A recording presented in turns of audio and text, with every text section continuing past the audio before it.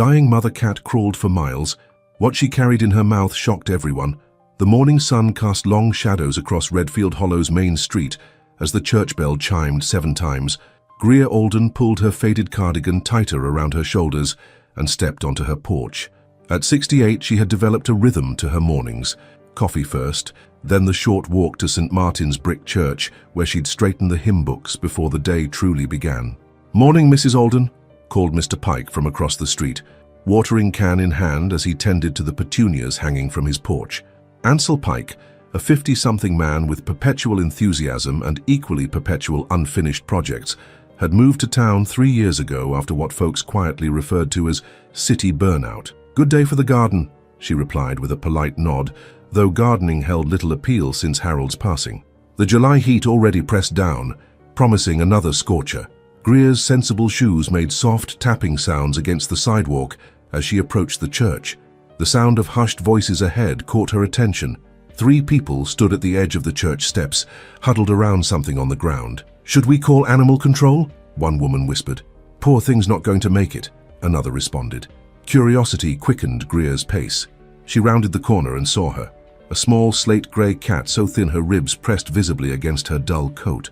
The animal lay collapsed on the shaded portion of the church steps, her sides heaving with labored breaths. But what drew gasps wasn't the cat's condition. It was what she had placed carefully in the shadow of the steps. A tiny kitten, eyes still sealed shut, no larger than Greer's palm, mewled weakly beside its mother. "She just dragged herself up and put that baby down," explained Mrs. Fairweather, the church secretary. "Then she just collapsed." The mother cat's eyes, a startling amber against her grey coat, remained fixed on her kitten. Her breathing came in ragged bursts, yet she maintained a protective posture, one paw stretched toward her baby. "Has anyone called Dr. Calloway?" Greer asked, referring to the town's veterinarian. "He's out on a farm call," Mr. Ellaby, the church custodian, replied with obvious displeasure.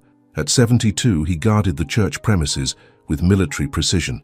"Can't have animals making a mess on church property." The mother cat's eyes briefly met Greer's. In that fleeting moment, Greer felt something pass between them, not just desperation but determination.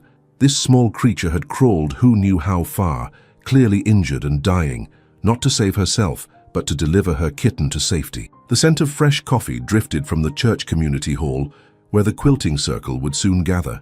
The morning breeze carried the sound of the last bell echo across the square. Everyone fell silent, watching the mother cat struggle to raise her head one more time to look at her kitten. "She's asking us," Greer whispered, surprising herself with the words. "She's asking if we can care for what she brought." Before we continue with the story, I want to ask you for something very special. Please subscribe to the channel, give this video a like, and leave a comment. Every single action makes a difference and helps our project grow. "It's a stray," Mr. Ellaby said flatly. "We're not running a shelter." From the edge of the gathering crowd, a small figure stepped forward. Briar Lee, a 10-year-old girl who rarely spoke above a whisper, knelt beside the cats. Her grandmother, who raised her since her parents' accident 3 years ago, made no move to pull her back. "She came here for help," Briar said softly, her fingers hovering inches above the mother cat's fur, not quite touching. "She picked us." Ansel Pike arrived, drawn by the commotion. "What's all this?" he asked, then fell silent when he saw. Something stirred in Greer's chest, a feeling she hadn't experienced since Harold's funeral 2 years ago. Purpose. The emptiness of her morning routine suddenly seemed insignificant compared to the desperate courage of this small creature. "I'll take them to Dr. Calloway when he returns," Greer announced, surprising herself again. "Until then, they need shade, water, and quiet." Mr. Ellaby frowned. "Now, hold on. I have an old pet carrier in my attic," Greer continued. "Mr. Pike, would you be kind enough to fetch it while I find something soft to line it with?" Ansel nodded eagerly. "Of course, and I'll stop by the general store for some formula. That kitten's too young to eat solid food." "I can help," Briar offered, her voice barely audible. "I have a notebook. I can write down what they need." Mr. Ellaby's disapproval was palpable. "There are rules about animals on church grounds. If you're doing this, I expect everything kept clean. No smell, no messes, and absolute quiet during choir practice. Understood?" Greer nodded solemnly. "Understood." As the impromptu gathering dispersed, Greer knelt carefully beside the mother cat. "You've done well," she whispered. "You can rest now. We'll watch over your little one." The cat's amber eyes blinked slowly, her exhausted body still protectively curled toward her kitten. In that moment, Greer knew this wasn't just about saving a stray cat and her kitten. This was the first day of a year that would change them all. As the church bells fell silent and the morning heat intensified, 3 unlikely allies formed a circle around a dying mother cat who had crawled for miles with a precious secret in her mouth.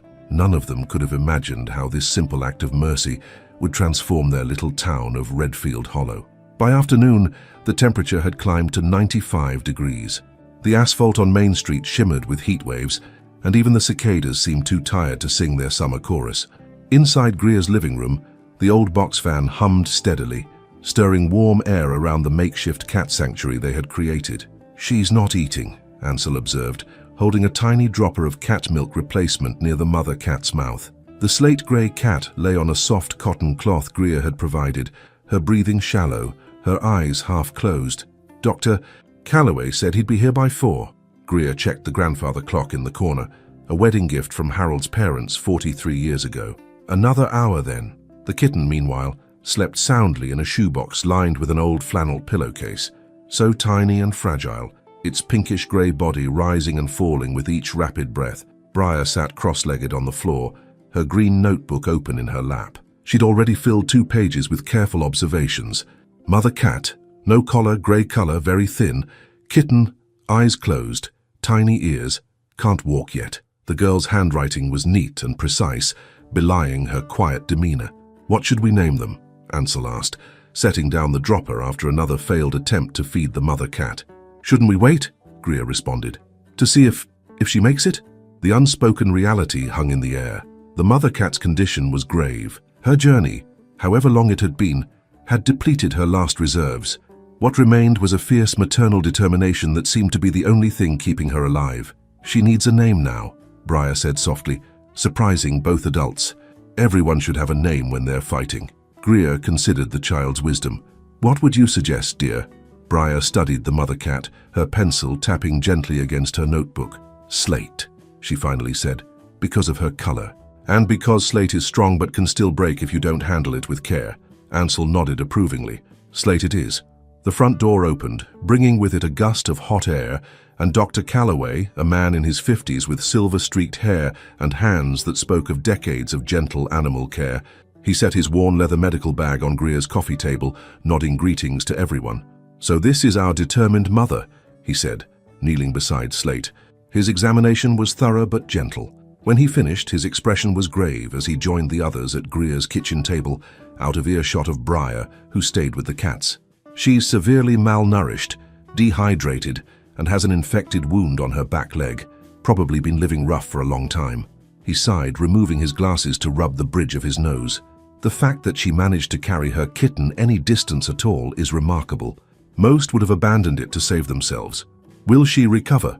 Greer asked, already knowing the answer from his tone. "It's touch and go. I've given her antibiotics and fluids, but she's very weak." He glanced toward Briar, who was gently stroking Slate's head with one finger. "The kitten has better chances, but will need round-the-clock care. Feeding every 2 hours, stimulation for elimination, constant warmth. What do we owe you, Doctor?" Greer reached for her purse. "Doctor." Calloway named a sum that made both adults wince. Veterinary care wasn't cheap, and the treatments needed would add up quickly. "I'll cover half," Ansel offered immediately. "We could organize a fundraiser," Greer suggested.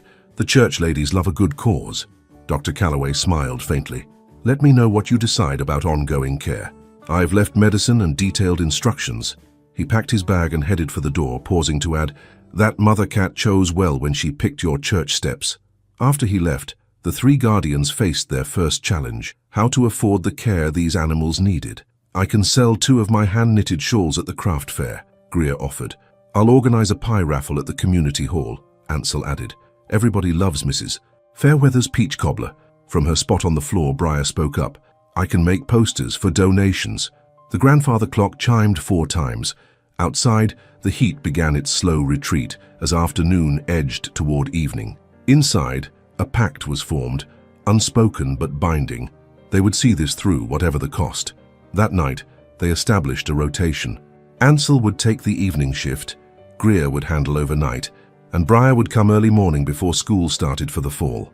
Mr. Ellaby had reluctantly agreed to let them use the church community room during the hottest part of the day, where the air conditioning would keep the cats comfortable. As Greer prepared for her first night watch, she found herself arranging her living room with a care she hadn't shown since Harold's passing. She dusted the shelves, fluffed the pillows, and even put fresh flowers in the vase by the window. For the first time in 2 years, her house felt less like a mausoleum of memories and more like a home again. When midnight came, Greer sat in her rocking chair beside the makeshift cat bed. Slate's breathing had stabilized somewhat, though she still refused food. The kitten, however, had taken 4 successful feedings. "You know," Greer whispered to Slate in the darkness, "I understand what it's like to keep going when you'd rather give up." She thought of those first months after Harold died, how she'd forced herself through each day's motions. Sometimes we stay alive for others, not ourselves. Slate's amber eyes opened briefly, meeting Greer's gaze. A silent understanding passed between them, 2 females who knew about sacrifice and endurance. Outside, a distant rumble of thunder promised relief from the heat. Greer gently stroked Slate's head, and for the first time the cat didn't flinch away. Instead, she leaned ever so slightly into Greer's touch before exhaustion pulled her back into sleep. "Rest now," Greer whispered. "Your little one is safe. You've done what seemed impossible. We'll take it from here." As rain began to patter against the windows, Greer continued her quiet vigil, feeling more awake and purposeful than she had in years. The pact was sealed, not just to save these 2 fragile lives, but perhaps to save themselves as well. August arrived with relentless heat that baked the red brick buildings of Redfield Hollow. The townsfolk moved slower, conversations lingered longer, and porch fans worked overtime. At St. Martin's Church, the community room had become an unlikely sanctuary for Slate and her kitten, now named Pebble after much deliberation. "Temperature log," Briar said seriously, handing her green notebook to Ansel. "And feeding times." The kitten took almost all the formula at 4 o'clock. Ansel accepted the notebook with equal gravity.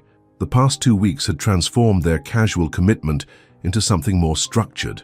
Briar's notebook had become their Bible, a detailed record of medications, feedings, weights, and observations. "Slate ate a little wet food this morning," he reported. "Dr. Calloway will be pleased." The mother cat's recovery had been painfully slow. For the first 3 days, they'd feared each morning would find her gone. But Slate possessed a tenacity that defied expectations. Her infected wound was healing, her hollowed sides gradually filling out, and though she remained wary, she no longer hissed when they approached. "Mr. Ellaby checked the cleaning schedule twice today," Ansel added with a sigh. "Said the ladies' auxiliary is meeting this afternoon, and everything needs to be spotless." The church custodian had established rigid conditions for their makeshift cat sanctuary, floors swept and mopped daily, no cat supplies visible during church functions, and absolute silence during choir practice. His rules were posted on the bulletin board in neat block letters, underlined twice. "I've brought fresh towels," Greer said, entering with a wicker basket. At 68, she moved with purpose these days, her widow's slouch less pronounced. And Mrs. Fairweather asked how the pie raffle is coming along. $200 so far, Ansel beamed, plus 50 from your shawl sale. We should have enough for next month's checkup and medications. Briar sat cross-legged on the floor near the cat bed. Though still quiet by nature, she'd begun speaking more, especially when explaining Slate's progress to curious visitors. The church ladies had taken to bringing casseroles for the cat people, as they called them, ensuring the 3 caregivers didn't neglect their own meals during their shifts. The community room door opened, and Mr. Ellaby entered with his usual scowl. At 72, he carried his maintenance duties like a sacred trust, his key ring jangling authoritatively at his belt. "Auxiliary meeting in 30 minutes, he announced. "All cat items out of sight, floor spotless." "Already done, Mr. Ellaby," Greer assured him. "We've kept everything in the storage cabinet as agreed." His eyes swept the room critically before landing on the cat bed in the corner. "That animal well enough to be around people yet? Don't want any incidents." "Slate stays in her bed," Ansel explained. "She's still too weak to wander, and she's protective of Pebble." Mr. Ellaby's perpetual frown deepened. "Just keep everything clean. First sign of trouble and this arrangement ends." After he left, Ansel sighed. "He's not exactly warming to our furry friends." "He's worried about the church," Greer said diplomatically. "This is his domain. He's scared of cats," Briar stated matter-of-factly, surprising both adults. "My grandma says he got scratched bad when he was little."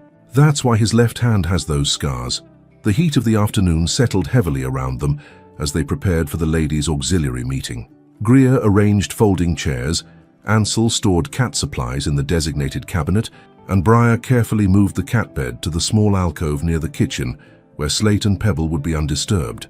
The auxiliary meeting brought a flurry of floral-patterned dresses and curious glances toward the cat corner. Mrs. Fairweather, a plump woman with an endless supply of casserole recipes, appointed herself unofficial spokesperson. "Now, Greer, you simply must tell everyone how that poor mother cat is doing," she announced. "We've all been wondering about the little miracle on our church steps." And so, for the first time in years, Greer found herself at the center of attention, sharing the story of Slate's arrival and subsequent recovery. The ladies listened with handkerchiefs at the ready, especially when she described how the mother cat had crawled miles with her kitten in her mouth. "Just like Moses in the bulrushes," whispered Mrs. Peterson, the oldest member at 87, "delivered to safety by divine providence." By the time the meeting concluded, 3 more volunteers had signed up for the feeding schedule. A donation jar overflowed with bills and coins, and Mrs. Fairweather had committed to making her famous peach cobbler for the next fundraiser. Later that evening, as the 3 original guardians gathered for the day's final check, a sense of accomplishment hung in the air. "The circle is widening," Ansel observed, watching as Briar gently fed Pebble with an eyedropper. The kitten, now with eyes open and attempting wobbly steps, eagerly lapped at the formula. "Do you think Mr. Ellaby will ever come around?" Greer wondered, arranging fresh bedding for the night. "He put flea medication on the supply list," Briar said quietly. "I saw him write it when he thought nobody was looking." Slate watched them from her bed, amber eyes alert. Though still cautious, she'd begun to recognize their voices, her ears perking up when they entered the room. Her internal conflict was visible in every movement, the instinct to flee battling with the need to trust these humans who cared for her young. As twilight painted the windows in deepening blue, Greer prepared to take the night shift. She'd brought her knitting and a thermos of tea, finding unexpected peace in these quiet hours with the cats. "I'll be back at 6, Ansel promised, pausing at the door. Once a man known for starting projects with enthusiasm only to abandon them days later, he hadn't missed a single shift in 2 weeks. "And I'll come at 7, Briar added, carefully recording the evening's observations in her green notebook. Alone with the cats, Greer settled into the padded chair they'd brought in for overnight vigils. Outside, crickets began their evening concert, and the church's stained glass windows glowed faintly with the last light of day. "You've changed us," she whispered to Slate. "All of us." The cat blinked slowly in response, then curled protectively around her growing kitten. For the first time since her arrival, Slate began to purr, a rusty, hesitant sound that filled the quiet room. Greer smiled, her knitting needles clicking softly as she worked on a small blanket sized perfectly for a cat bed. The circle was indeed widening, transforming strangers into allies, and a church storage room into a sanctuary of second chances. As she knitted in the gentle darkness, Greer realized she no longer counted the hours until morning. Instead, she found herself looking forward to tomorrow, wondering what small miracle it might bring. September painted Redfield Hollow in amber and gold. Maple trees lining Main Street shed their crimson leaves onto sidewalks, and mornings arrived with a crisp bite that hadn't existed in August. At St. Martin's Church, the cat sanctuary had evolved from emergency shelter to established institution, complete with laminated feeding charts and a donation box in the community hall. "Harvest Festival Committee meeting in an hour," Mr. Ellaby reminded Greer as she arranged Slate's freshly laundered bedding. His perpetual scowl had softened marginally over the past month, though he still inspected the floors with military precision. "We'll be finished well before then," she assured him. "Slate and Pebble have their checkup with Dr. Calloway at 11. The church custodian nodded stiffly. "Those animals better not shed on the festival planning materials." "They won't," Briar promised from her spot on the floor, where she was measuring Pebble with a cloth tape measure. At 10 years old, she had appointed herself official record keeper, her green notebook now supplemented with growth charts and behavior observations. Mr. Ellaby's eyes lingered on the cats for a moment longer than usual. "That kitten's getting big," he commented, the closest thing to approval they'd heard from him. After he left, Ansel arrived carrying a cardboard box. "Look what I found at the thrift store," he announced, setting it down carefully. Inside was a collection of cat supplies, a proper bed, food bowls, and several small toys. "Ansel, those are perfect," Greer exclaimed. and just in time for the cold weather. The past 6 weeks had transformed them all. Greer, once a widow who measured her days in empty routines, now moved with purpose. Ansel, formerly known for his enthusiasm without follow-through, had proven remarkably constant in his commitment. And Briar, so timid she'd barely spoken to adults before, now confidently explained Pebble's development milestones to anyone who asked. The cats, too, had changed. Slate had recovered her strength, though her wariness remained. She tolerated gentle touches from her 3 primary caregivers, but retreated when strangers approached. Pebble, meanwhile, had blossomed into a playful kitten with slate-grey fur like his mother's and one white paw that seemed dipped in paint. "The vet bills are covered through October," Ansel reported, reviewing their fundraising ledger. Mrs. Fairweather's peach cobbler raffle was a huge success. The appointment with Dr. Calloway went smoothly. Slate, though still tense in her carrier, no longer trembled violently as she had during earlier visits. Pebble received his first vaccinations, squirming indignantly, but quickly soothed by Briar's gentle voice. "You've done wonders," Dr. Calloway told them as they prepared to leave. "That mother cat was at death's door when I first saw her. Now look at her. Good weight, clear eyes, healing nicely." "She did the hard part," Greer said, glancing at Slate's carrier, where amber eyes peered cautiously through the grate. "We just helped her finish what she started." Back at the church, preparations for the Harvest Festival occupied every available surface in the community room. Construction paper pumpkins, hand-lettered signs, and boxes of decorations transformed the space from simple meeting room to festival headquarters. "We'll need to keep the cats in the back alcove during the festival," Ansel noted, helping Briar set up the improved cat corner with the thrift store finds. Too many people, and too much noise might overwhelm them. The Harvest Festival arrived on the first weekend of October, bringing with it hay bales, pumpkin pies, and bunting in autumn colors. The town square filled with vendors selling apple cider, hand-knitted scarves, and corn-husk dolls. Country music drifted from speakers mounted on the gazebo, and children darted between booths clutching sticky caramel apples. At St. Martin's, the community hall buzzed with activity as the Ladies' Auxiliary served slices of pumpkin and pecan pie. The cat sanctuary had been carefully partitioned off with decorative screens, allowing Slate and Pebble privacy, while curious festival-goers peered over to catch glimpses of the miracle cats they'd heard about. Late in the afternoon, as the festival reached its peak, Briar rushed into the church, her usual calm demeanor replaced with alarm. "Slate's gone," she announced breathlessly to Greer, who was helping serve pie. "She's not in the alcove." Greer set down her serving knife immediately. "When did you last see her?" 20 minutes ago. I was showing Pebble to my friend Emma, and Slate was right there in her bed." Ansel joined them, concern etched on his face. Could she have slipped out when someone opened the door? A search party formed quickly, with Mrs. Fairweather organizing the Ladies' Auxiliary into teams to check the church grounds. Mr. Ellaby, surprisingly, produced a flashlight from his maintenance closet and volunteered to check the basement. Hours passed with no sign of Slate. The festival wound down, vendors packed their unsold goods, and the sun began its early autumn descent. Greer, Ansel, and Briar regrouped at the church steps, their earlier optimism fading. "She wouldn't leave Pebble," Briar insisted, her voice small but certain. "She's a good mother." "Maybe she got scared with all the noise and people," Ansel suggested gently. "She might be hiding somewhere nearby." Twilight settled over Redfield Hollow, bringing with it a chill that penetrated Greer's cardigan. She wrapped her arms around herself, worry gnawing at her. Slate had become more than just a rescue project. She was family now. "Let's try once more," she suggested. "Around the back of the church near the old cemetery. It's quieter there." The three walked slowly along the flagstone path that curved behind St. Martin's. Ancient oak trees created pools of deep shadow, and the weathered gravestones stood like silent sentinels in the fading light. "Slate," Briar called softly. "It's just us. You can come out now." A rustling sound from the base of an oak tree drew their attention. Ansel directed his flashlight toward it, and 3 pairs of eyes widened in surprise. There was Slate, crouched protectively over something small and wiggling. But it wasn't Pebble.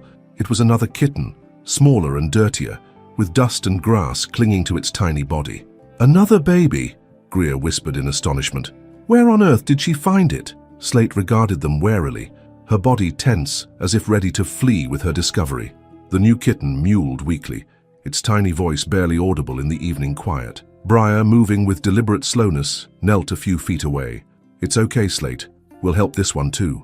For several tense moments the tableau held, humans waiting, cat deciding. Then, as if making up her mind, Slate gently picked up the kitten in her mouth and walked toward them, her steps cautious but determined. Back in the community room, now emptied of festival goers, they created a space for the newcomer. The kitten was younger than Pebble, perhaps only 4 weeks old, with mottled grey and white fur. Where could she have found it? Ansel wondered, preparing a warm washcloth to clean the tiny creature. "The old Mercer barn collapsed last week," Mr. Ellaby offered from the doorway, surprising everyone with his presence. "Probably been living wild out there." Dr. Calloway, summoned by an urgent call, arrived to examine the new kitten. "Malnourished but otherwise healthy," was his verdict. Slate must have heard it crying and went to investigate. "So now we have 2, Greer said, watching as Slate carefully groomed the newcomer, while Pebble explored this strange addition to their family. 3 if you count Slate, Briar corrected, already adding a new section to her green notebook. The discovery created ripples through their carefully established routine. More feedings, more cleaning, more expenses. Mr. Ellaby reinforced his rules with additional emphasis on proper waste disposal. The Ladies' Auxiliary organized another fundraiser. Ansel built a larger enclosure with cardboard boxes and low shelves from the thrift store. That night, as the first real autumn chill settled over Redfield Hollow, Greer took the evening shift. Through the church windows, she could see stars pricking the velvet sky, brighter now that summer's haze had cleared. Slate lay in the center of the improved cat bed, both kittens nestled against her. For the first time, she wasn't positioned at the edge, ready to flee. Instead, she seemed relaxed, her amber eyes half closed in contentment. "You're full of surprises," Greer told her softly. "Just when we think we understand you, you show us another side." Slate blinked slowly in response, a cat's kiss from a distance. Outside, leaves skittered across the churchyard, and somewhere in the distance, the last festival musicians packed away their instruments. Inside, in the quiet sanctuary they'd created together, autumn whispered promises of change yet to come.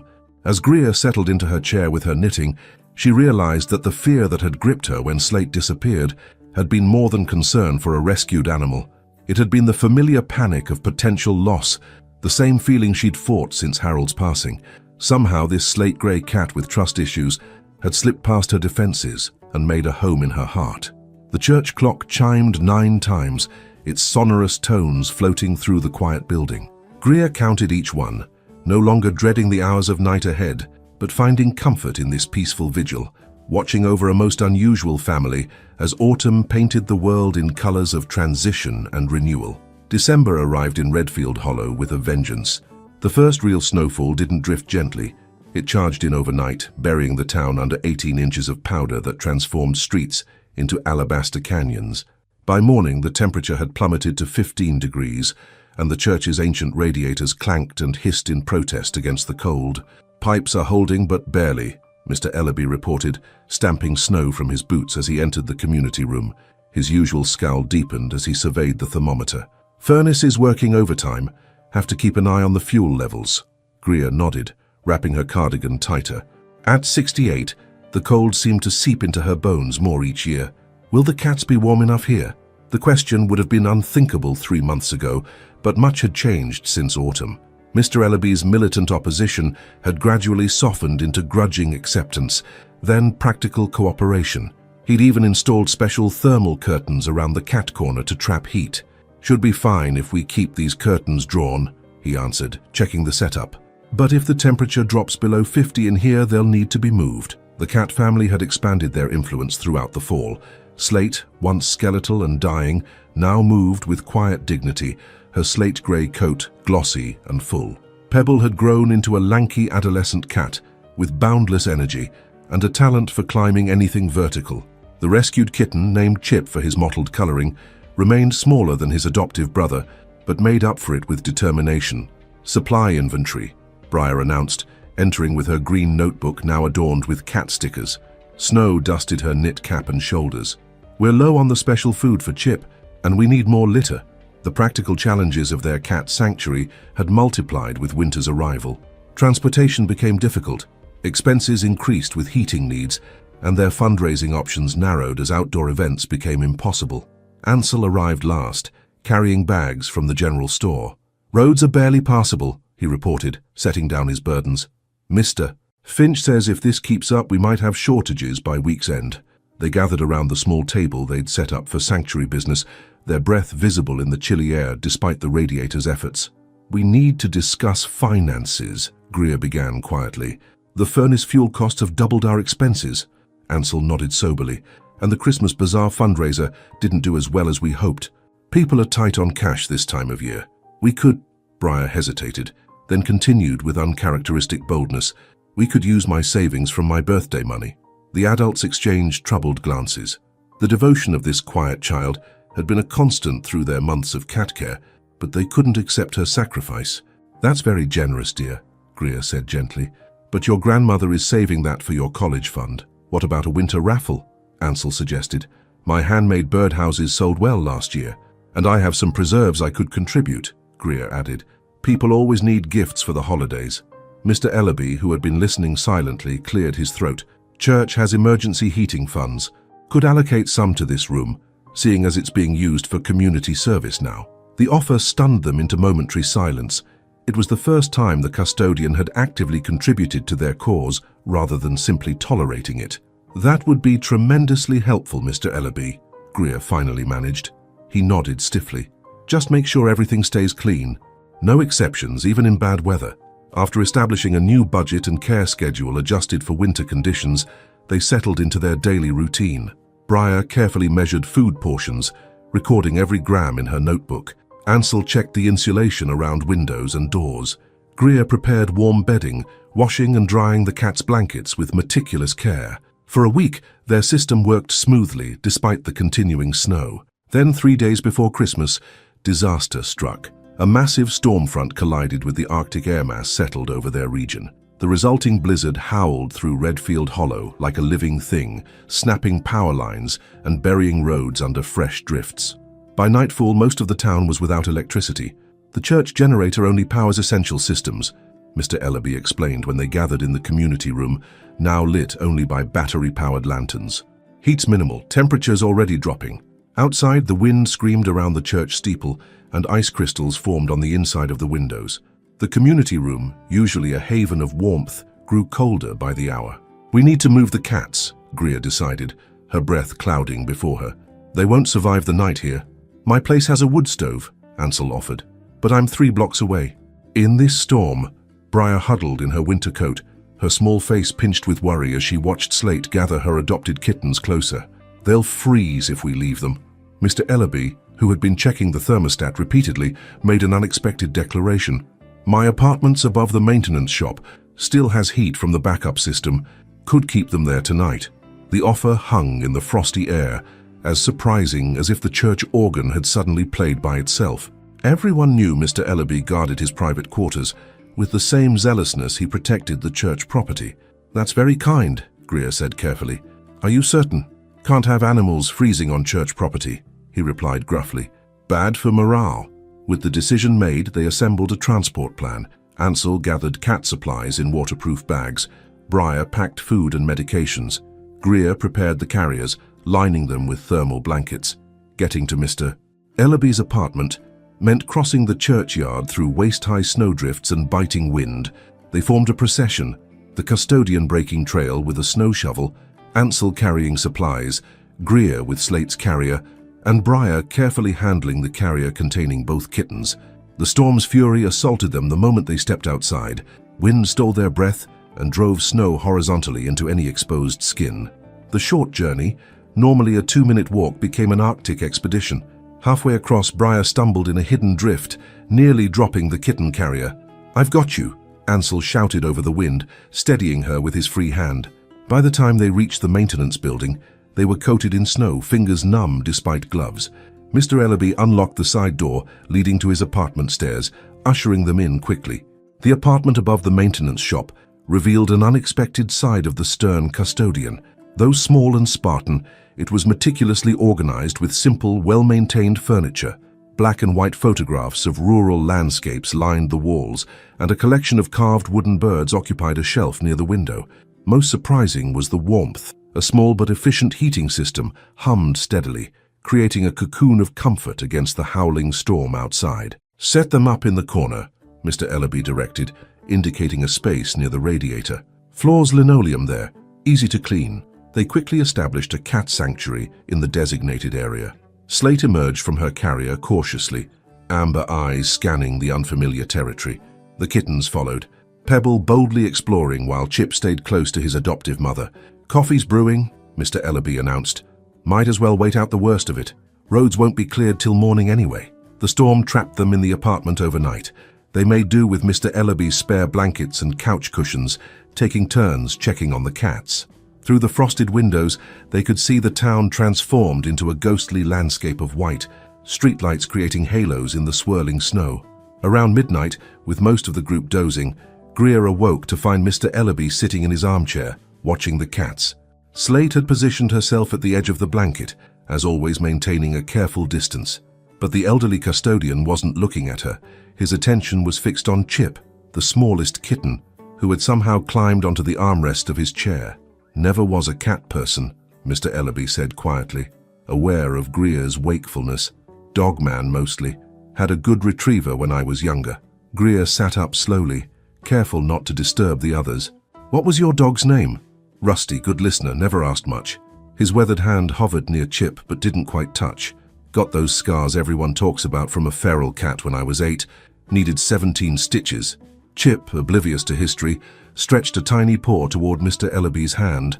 For a moment it seemed the custodian might withdraw. Instead, he allowed the contact, his expression inscrutable in the dim light. "Cats always seemed unpredictable," he continued. "Dogs, you know where you stand." "Slate was feral once," Greer observed. "Now look at her.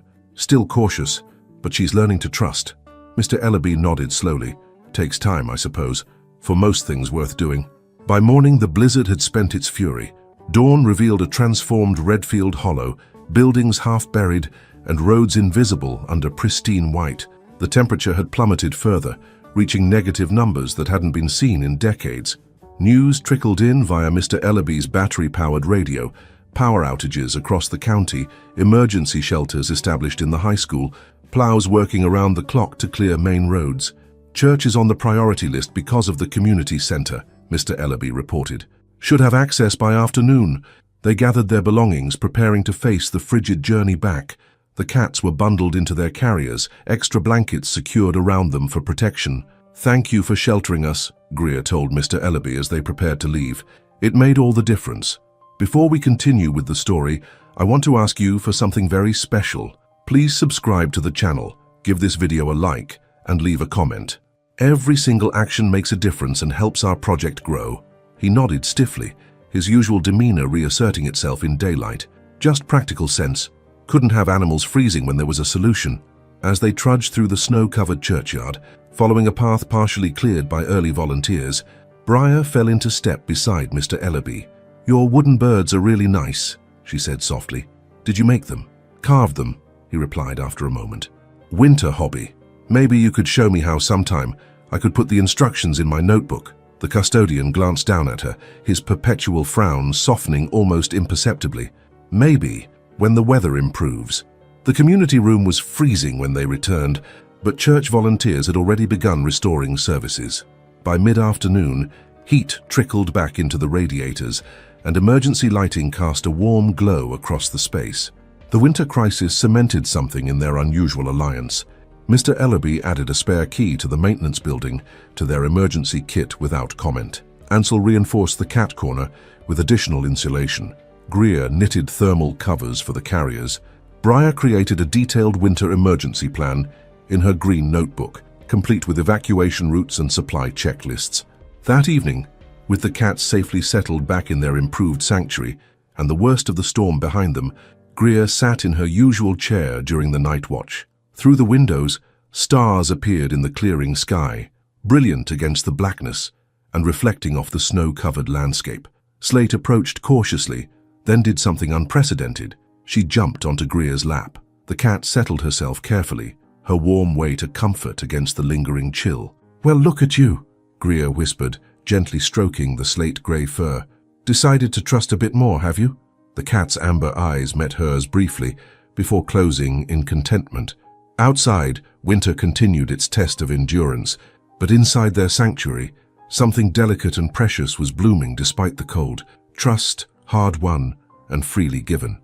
March arrived in Redfield Hollow like a hesitant visitor, uncertain of its welcome. Some days brought surprising warmth, and the first green shoots pushing through melting snow. Others reverted to winter's grip with freezing rain that coated everything in treacherous crystal. The town emerged slowly from hibernation, windows opening on milder afternoons, neighbors venturing out for longer conversations on sidewalks still bordered by diminishing snowbanks. At St. Martin's Church, the cat sanctuary had evolved into a community institution. What began as an emergency rescue had transformed into something permanent, complete with dedicated storage cabinets, a rotating volunteer schedule posted on the bulletin board, and a small sign on the community room door. Please enter quietly, Cat Haven inside. Animal welfare assessment today, Briar announced, consulting her green notebook as she entered after school. The notebook had grown so full over the months that she'd added colored tabs to organize different sections: blue for medical records, yellow for feeding schedules, green for behavior observations. Greer looked up from where she was refreshing water bowls. From the county. We weren't expecting anyone. Town council initiative, Ansel explained, arriving with a box of supplies. They're evaluating all community animal programs. Mrs. Fairweather told me this morning. The news created a flutter of activity.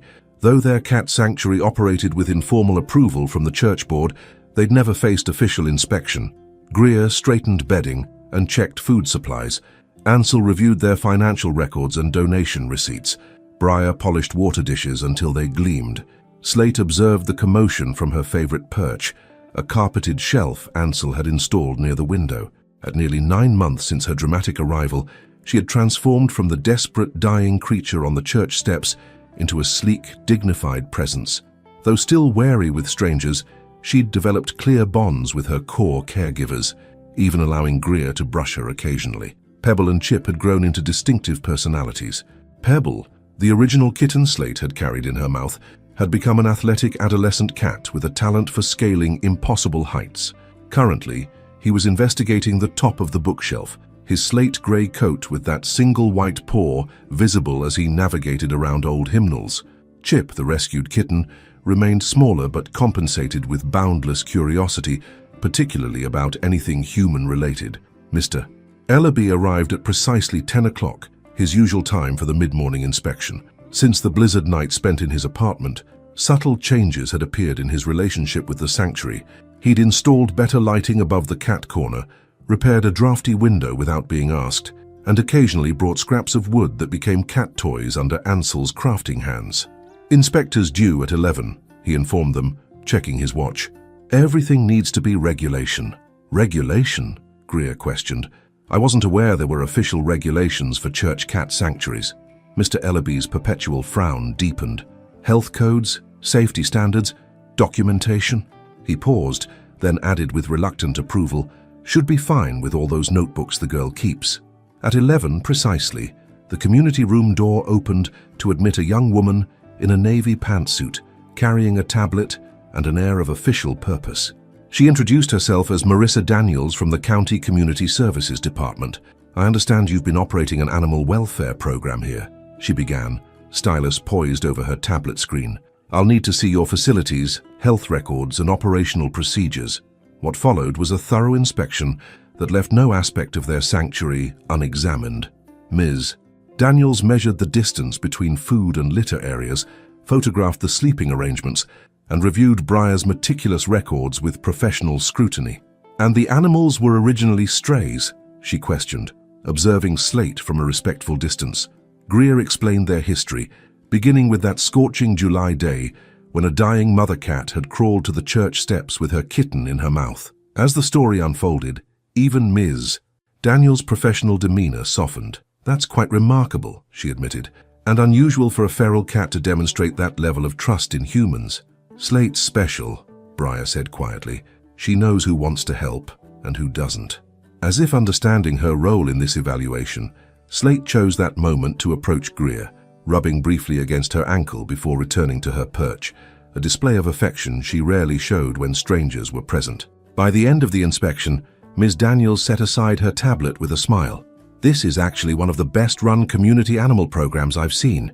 Your documentation is exceptional. and the care standards are impressive. Relief coursed through the group, but Ms. Daniels wasn't finished. However, there is something you should consider. The county has a new initiative for model animal welfare programs. With your permission, we'd like to feature your sanctuary as an example for other communities. It would mean quarterly assessments and some additional paperwork, but also priority access to resources and potentially some grant funding. The proposal hung in the air like spring pollen, full of possibility but requiring careful consideration. We'd need to discuss it with the church board, Ansel said thoughtfully. Of course, Ms. Daniels agreed. Take your time. I'll leave the information packet with you. After she departed, the sanctuary keepers gathered around their small meeting table, joined by Mr. Ellaby, who had lingered throughout the inspection. More paperwork means more responsibility, the custodian noted. More officials poking around, but also more resources, Greer countered, and recognition for what we've accomplished. We could help other cats, Briar added softly. Like Slate and Pebble and Chip. Ansel drummed his fingers on the table. The church board will want assurances that this won't interfere with regular activities. It won't, Mr. Ellaby stated with surprising firmness. We've managed fine for 8 months. Got systems in place now. His use of we wasn't lost on anyone. Somewhere between reluctant tolerance and tonight's declaration, the stern custodian had become part of their mission. 2 days later, Greer presented their case to the church board. Armed with Briar's immaculate records, photographs of their journey, and testimonials from community members who'd been touched by the story, she spoke with quiet passion about second chances and unexpected blessings. The board's approval came with conditions, regular reports, strict adherence to health codes, and a commitment to community education, but it came nonetheless. The Cat Haven at St. Martin's would become an official model program under the county initiative. As March melted into April, new responsibilities emerged alongside the daffodils pushing through the soil, volunteer training sessions, information brochures, and visiting hours for community members interested in learning about their work. What had begun as a private mission expanded into a public service. The changes brought new challenges. Some visitors came with genuine interest. Others seemed more intent on criticism than understanding. One particularly difficult afternoon, an elderly man lectured them on wasting church resources on animals when people needed help. Greer, who might once have retreated from such confrontation, found herself responding with gentle firmness. Compassion isn't a limited resource, Mr. Harmon. It grows when exercised, and many people here have found healing in giving care to creatures who can't ask for it. Spring rain tapped against the windows as April progressed, washing away winter's remnants and bringing vibrant green to Redfield Hollow. The sanctuary windows were opened on fair days, allowing fresh air and the scent of blooming flowers to filter in. Slate claimed a spot in the sunshine, stretching luxuriously in the warm patches that moved across the floor as the day progressed. On a particularly beautiful Tuesday, with tulips nodding in the church garden and birds singing from newly leafed branches, Briar arrived after school with excitement radiating from her usually calm demeanor. "Look what I made," she announced, producing a colorful hand-drawn map. "It shows safe routes from the church to different parts of town, for when the cats might need to explore." The concept of allowing their carefully protected charges outside hadn't been seriously discussed before. The suggestion created immediate debate. "It's too dangerous," Greer protested. "Cars, dogs, people who might not be kind. But cats need freedom," Briar countered with unexpected conviction. "Slate watches the birds every day. She wants to feel grass again." Ansel studied the map thoughtfully. "It's well planned. You've marked quiet streets, avoided busy intersections, noted potential hazards." Mr. Ellaby, present for his afternoon inspection, offered his perspective. "Church grounds are fenced on 3 sides. Could make a secure area there for supervised outings." The discussion continued for days, balancing safety concerns against natural needs. Eventually, they reached a compromise. A secure enclosure would be built in the church garden, allowing the cats outdoor access in a protected environment. For Pebble, who had shown interest in broader exploration, they would try supervised walks with a special harness. Construction of the catio, as Ansel dubbed it, became a community project. Church members donated materials, local teenagers provided labor after school, and even Ms. Daniels from the county offered design suggestions based on successful models elsewhere. On a perfect May morning, with cherry blossoms drifting through the air like pink snow, They introduced Slate to the outdoor enclosure for the first time. Everyone held their breath as the door was opened, uncertain how the formerly feral cat would react to this taste of freedom. Slate emerged cautiously, testing each step as if the ground might vanish beneath her paws. Her whiskers twitched at the explosion of scents: fresh earth, blooming flowers, distant cooking aromas from nearby homes. For long minutes, she simply stood absorbing the sensory feast. Then, in a movement so graceful it seemed choreographed, she lowered herself to the ground and rolled in a patch of sun-warmed grass, eyes half closed in evident bliss. "She remembers," Briar whispered. Being outside, the successful introduction of outdoor time created another evolution in their sanctuary. Morning garden sessions became part of the routine, weather permitting. Pebble proved adept at harness walking, proudly exploring the church grounds under Ansel's supervision. Chip preferred the enclosure, where he established a favorite spot beneath a flowering bush. As spring firmly established itself, Ms. Daniels returned for the first quarterly assessment under the model program designation. She brought news that both excited and unsettled the sanctuary keepers. "A family from Lakeside has expressed interest in adopting," she informed them. "They have a secure home with a fenced yard, excellent references, and resources for proper care. They visited last week during public hours and were particularly taken with Pebble." The possibility of adoption had always existed theoretically, but confronting it as reality created unexpected emotional turbulence. Briar clutched her notebook tightly, blinking back tears. Ansel became unusually quiet. Even Mr. Ellaby seemed disturbed, checking the maintenance schedule with excessive attention. Only Greer maintained outward composure. "We should meet them properly, see if it's truly a good match." The prospective adopters, the Thornton family, arrived the following Saturday. They were everything Ms. Daniels had described: kind, prepared, and genuinely enthusiastic about providing a loving home. Their property photos showed a spacious house with a secure yard, custom cat shelves, and sunny window perches. "We fell in love with his personality," Mrs. Thornton explained, watching Pebble investigate her purse. "And that one white paw is just so distinctive." As the Thorntons toured the sanctuary and asked thoughtful questions about Pebble's habits and preferences, Greer observed Slate watching from her perch.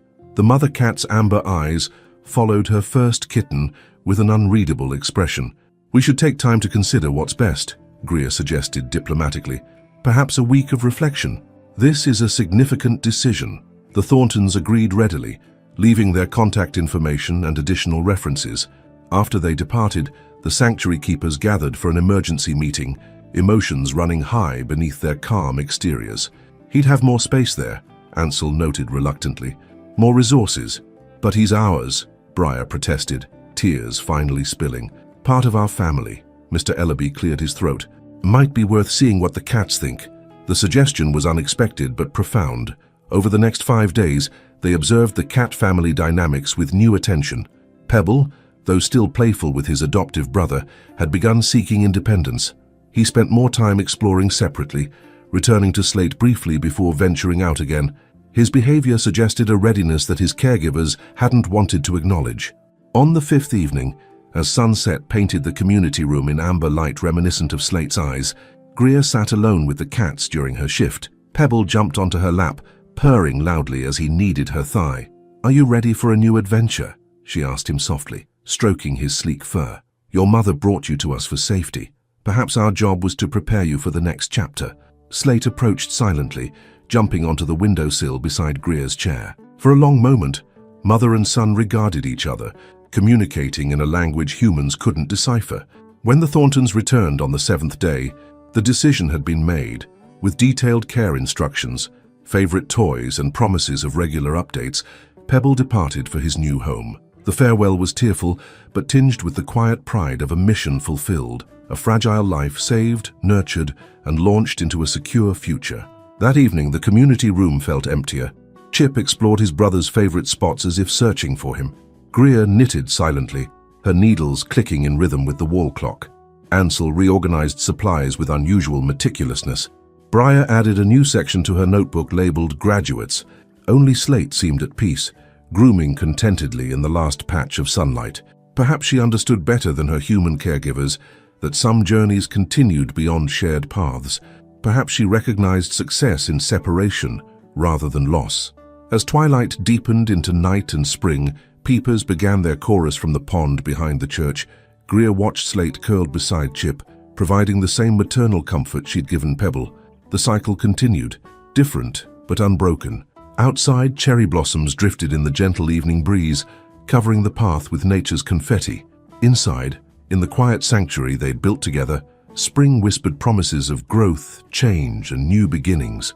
June embraced Redfield Hollow with enthusiastic warmth, painting the town in vibrant greens and technicolor flower displays. Hanging baskets adorned Main Street lampposts, vegetable gardens flourished in backyards, and the town square fountains sparkled in perpetual sunshine.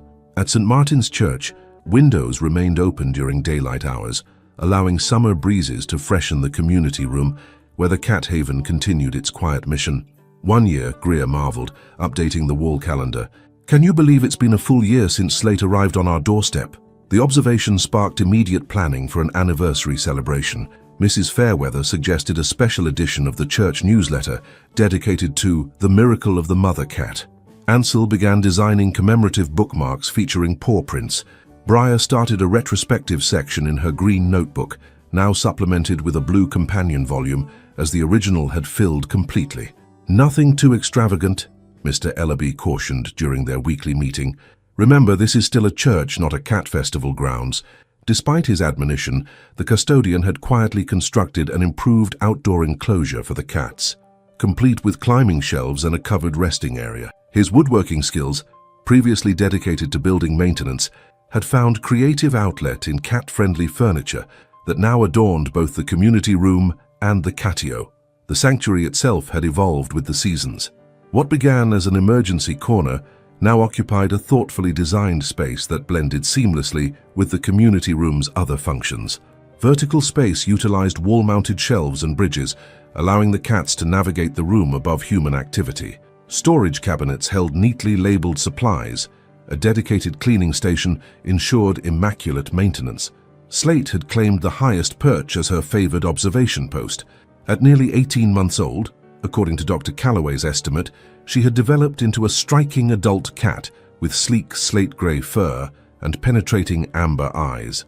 Though still selective with affection, she'd established clear bonds with her primary caregivers, even allowing Mr. Ellaby to stroke her occasionally when he thought no one was watching. Chip, growing into adolescence without his adoptive brother, had developed his own distinct personality. Where Pebble had been bold and athletic, Chip showed thoughtful curiosity. He observed situations carefully before engaging, developed routines he followed precisely, and showed particular interest in Briar's notebook, often watching intently as she made entries. Regular updates from the Thorntons confirmed Pebble's successful transition to his adoptive home. Photos showed him exploring his new territory, basking in sunny windows, and gradually bonding with the family's elderly retriever. Each report was carefully added to Briar's graduates section and shared during sanctuary meetings. As the anniversary approached, Ms. Daniels visited for her quarterly assessment under the model program designation. She brought surprising news. "The county commissioner wants to attend your celebration," she announced. "The Cat Haven has become something of a talking point at regional meetings, an example of community-driven animal welfare done right." The news created a flurry of preparation. The community room received fresh paint. New educational materials were designed explaining the sanctuary's mission and methods. Briar created illustrated posters detailing Slate's journey from desperate mother to sanctuary matriarch. 3 days before the scheduled anniversary event, Ansel arrived at the morning meeting with an unusual tension in his typically relaxed demeanor. "There's something we need to discuss," he began carefully. "Last night during my shift, I noticed Slate behaving oddly, pacing, looking toward the door repeatedly. When I opened it to check the hallway, she bolted." Alarm spread across the faces around the table. "You lost her?" Mr. Ellaby demanded. Ansel held up placating hands. "Not exactly. I followed her outside. She led me to the baseball field behind the elementary school, then disappeared into the dugout. When I finally located her with my flashlight, she was caring for a kitten, not a newborn, maybe 5 weeks old. Another rescue." Silence greeted this revelation, broken finally by Briar's soft voice. "She found another one, like she found Chip." "Almost exactly like that," Ansel confirmed. "I brought them both back. The new kitten is in quarantine in the storage room until Dr. Calloway can examine it." The discovery created logistical challenges just days before their high-profile celebration. The new kitten needed health screening, possibly treatments, and separation protocols until they confirmed it carried no infectious conditions. Dr. Calloway arrived within the hour, examining the trembling ball of orange fur with gentle hands. Male, approximately 6 weeks old, malnourished but no obvious infections. Keep him separated for a week as precaution, but he should integrate fine after that. Where did she find him? Greer wondered, watching Slate pace outside the storage room door, clearly aware of the kitten inside. And how did she know he needed help? Cats have senses we don't understand, the veterinarian replied, packing his instruments, particularly mothers. She might have heard his cries from a great distance. The new arrival, promptly named Rusty by Mr. Ellaby in a rare moment of sentimentality, required additional care, just as their preparation schedule intensified. Briar established feeding charts for the kitten. Ansel constructed a temporary quarantine habitat. Greer organized extra volunteer shifts. Mr. Ellaby, surprisingly, took personal responsibility for the midnight feeding, muttering something about already being up for security checks anyway. The anniversary celebration arrived on a perfect July morning, the kind of day that seemed designed for commemorating miracles. The community room had been transformed with tasteful decorations, photo displays chronicling their year-long journey, pawprint bunting created by the Sunday school children, and a special refreshment table featuring cookies shaped like cats. Town officials arrived in a small procession, the mayor, 2 council members, and the county commissioner himself, a distinguished man who shook hands vigorously and asked thoughtful questions about their operation. News coverage included the local paper and even a regional television station, whose van parked prominently in front of the church. "Never thought we'd have cameras in here," Mr. Ellaby muttered, his usual scowl deepened by the disruption to his orderly domain. The formal program began with Greer recounting the sanctuary's origin story, how a dying mother cat had crawled to their doorstep with her kitten held gently in her mouth. As she described that scorching July day, many in the audience dabbed at their eyes, particularly when she explained how Slate had looked up at them with a silent plea before collapsing. Ansel detailed the practical challenges they'd overcome through community cooperation. Briar, nervous but determined, presented her documentation system that had become a model for other animal welfare programs. Even Mr. Ellaby contributed a brief statement about facility management, standing stiffly at the podium like a general reviewing troops.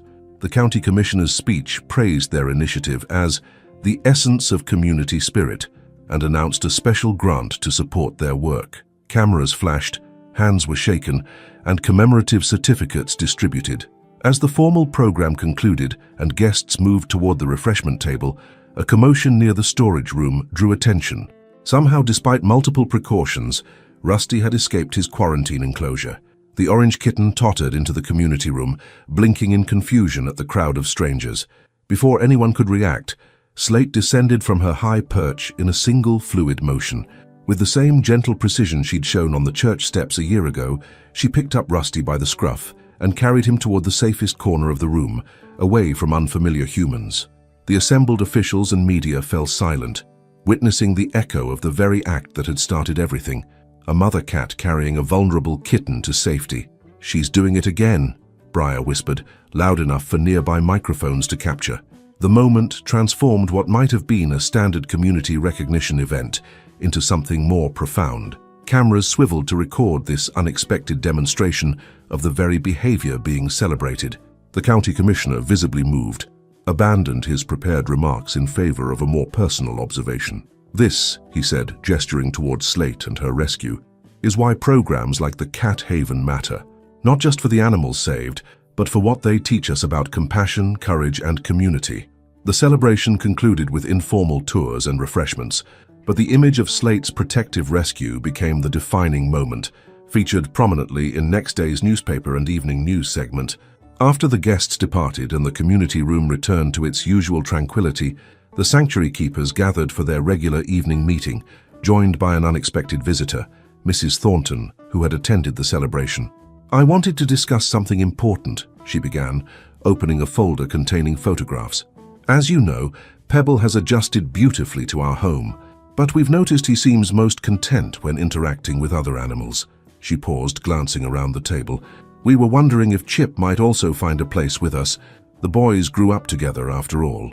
The proposal created immediate emotional turbulence. Chip had become an integral part of their daily operations, a living symbol of their mission's success.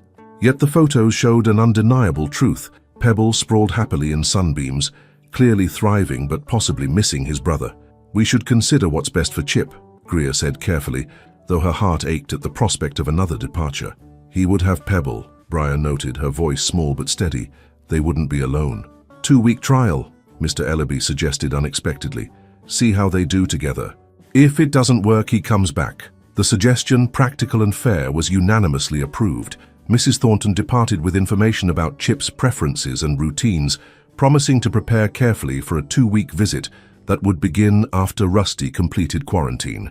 That evening, as sunset painted the community room in shades of amber and gold, Greer took her regular shift, watching over their charges. Slate had positioned herself near the storage room door, maintaining vigilance over Rusty's temporary quarters. Chip dozed nearby, unaware of the decisions being made about his future. "Change comes whether we're ready or not," Greer told the cats softly. "Sometimes the greatest act of love is letting go." The following weeks brought summer's full intensity to Redfield Hollow. Temperatures climbed into the 90s, afternoon thunderstorms rolled through with theatrical displays of lightning, and the town's annual Independence Day celebration approached with its traditional parade and fireworks. The fireworks presented a new challenge for the sanctuary.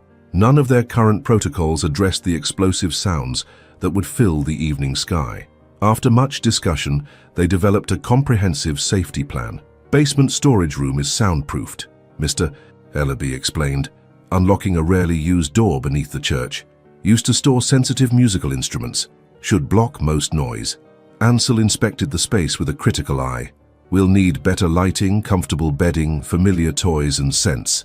I'll create a map showing the quickest routes from the community room," Briar offered, already sketching in her notebook. The evening of July 4th arrived with festive energy throughout town. Red, white and blue bunting decorated storefronts, children clutched sparklers with supervised delight, and the town square filled with picnicking families awaiting the fireworks display. At St. Martin's, the sanctuary team implemented their protection plan, transferring the cats to the prepared basement room well before sunset. Slate went willingly, seeming to sense the unusual precautions were for her benefit. Chip followed with typical calculated caution. Rusty, now integrated into their family after completing quarantine, bounded along with kitten enthusiasm. The first explosions began at precisely 9 o'clock, distant thuds, followed by colorful bursts visible through the church's highest windows. Despite the basement's insulation, some sounds penetrated, causing Slate's ears to flatten against her head. "It's all right," Greer soothed, sitting beside the cat beds they'd arranged. "Just noisy celebrations. Nothing to fear." Ansel distributed treats as distraction. Briar played gentle music on a battery-powered radio. Mr. Ellaby, surprisingly, produced a selection of wooden toys from his pocket, small balls and cylinders that rolled enticingly across the floor, capturing Rusty's attention despite the distant booms. Despite their preparations, midway through the fireworks display, Slate bolted. One particularly loud explosion sent her racing up the basement stairs, and through the door Ansel had inadvertently left ajar when bringing extra blankets. "She's loose," Briar cried, immediately consulting her emergency map. "The main doors are locked, but the kitchen exit might be open." Chaos ensued as they divided responsibilities. Greer would stay with Chip and Rusty, while Ansel, Briar, and Mr. Ellaby searched for Slate. Outside, the fireworks continued their brilliant assault on the night sky, creating an environment of noise and unpredictable light that would terrify any cat, especially one with Slate's history. Armed with flashlights and cat treats, the search party dispersed across the church grounds. Mr. Ellaby headed toward the maintenance building. Ansel checked the memorial garden, and Briar followed her own map toward the baseball field where Slate had found Rusty. Hours passed with no success. The fireworks concluded, leaving behind the acrid scent of gunpowder and smoke hanging in the humid night air. Families departed the town square, their cheerful voices fading as midnight approached. Still, Slate remained missing. Exhausted and worried, the searchers regrouped at the church steps, the very spot where their journey had begun a year ago. "She could be anywhere," Ansel said, wiping sweat from his forehead. "The noise would have sent her running blind." Briar sat on the bottom step, her usual composure cracking as tears threatened. What if she doesn't come back? Mr. Ellaby checked his watch with a frown. Too dark to keep searching effectively. Better to resume at first light. They established a rotation. One person would remain at the church while the others rested briefly. Greer took the first watch, sitting on the church steps with a can of Slate's favorite food and a bowl of water.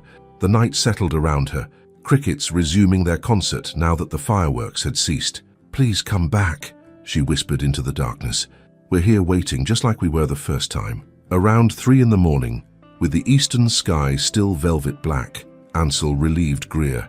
At 5, Briar arrived with fresh supplies and her notebook, reviewing possible hiding places. By 6, Mr. Ellaby joined them, carrying a thermos of coffee and his maintenance keys. "No sign near the maintenance shed," he reported. Checked every corner. Morning light gradually illuminated the church grounds, revealing dew-sparkled grass, but no grey cat. The sanctuary keepers expanded their search perimeter, checking beneath porches, behind garden sheds, and along the creek that bordered the baseball field. "This feels familiar," Greer remarked, as they regrouped at noon, hot and discouraged. "Remember when she disappeared last fall and returned with Chip? But that was before winter," Briar said anxiously, "before she fully trusted us." The search continued through the day with volunteers from the congregation joining after hearing announcements at Sunday services. By evening, fatigue had settled into everyone's bones, and hope diminished with the fading light. As sunset approached, Briar sat alone on the church steps, her green notebook open but untouched. The emotional toll of potential loss weighed heavily on her small shoulders. When Greer brought her a sandwich and lemonade, she barely acknowledged the offering. "She might not come back this time," the girl whispered. "We failed her." Greer settled beside her on the warm stone steps. "Do you remember what I told you about Slate when she first arrived? How she had 3 special traits?" Briar nodded solemnly.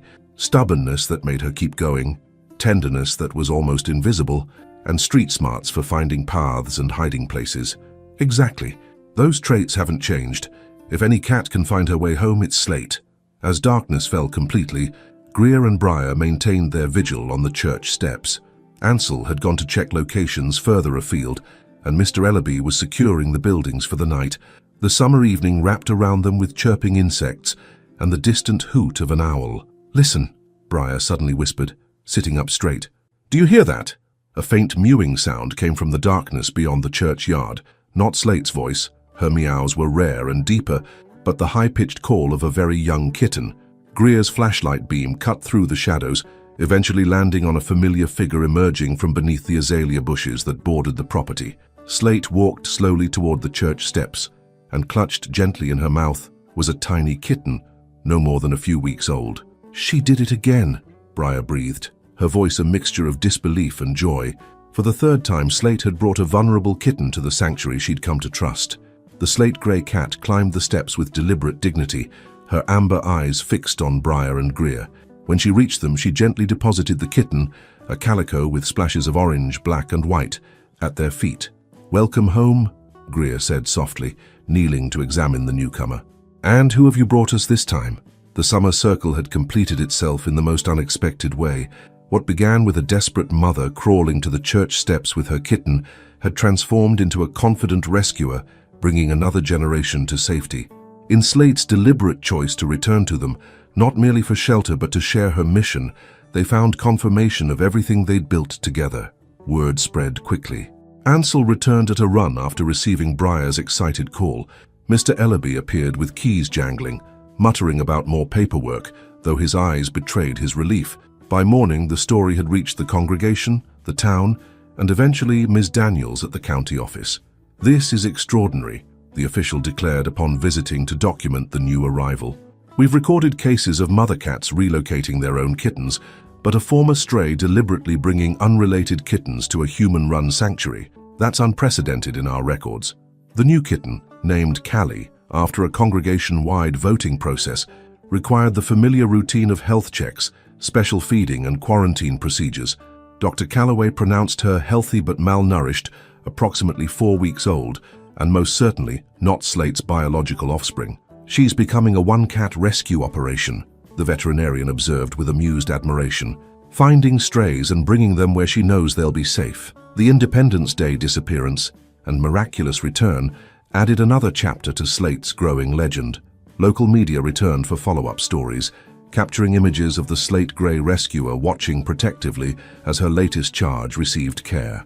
Meanwhile, Chip's 2-week trial with the Thornton family progressed smoothly. Photos and updates showed the brothers reunited, grooming each other and sharing favorite perches. When Mrs. Thornton arrived to discuss making the arrangement permanent, the decision felt both inevitable and right. "He belongs with his brother," Briar acknowledged, though tears sparkled in her eyes. "That's his family too." The sanctuary adjusted once again, evolving to meet new circumstances. Where once they had cared for a dying mother and single kitten, they now supervised Slate's expanding mission of rescue and rehabilitation. The financial grant from the county supported improved facilities, including a proper quarantine room for future rescues. By August's end, with summer heat still dominant but hints of autumn appearing in earlier sunsets and occasional cool mornings, the cat haven had settled into its new chapter. Slate divided her time between sanctuary supervision and mysterious solitary excursions that no one questioned. Rusty grew into a playful adolescent with boundless energy. Callie progressed from frightened waif to confident kitten under Slate's watchful guidance.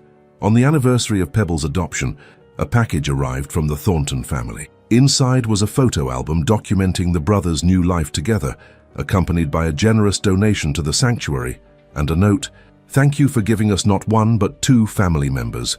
Their journey began with you, but your influence continues in their lives every day." That evening, as golden late summer light slanted through the community room windows, Greer sat in her accustomed chair during her shift. Slate jumped up beside her, a privilege the cat now bestowed regularly, and settled into a comfortable loaf position.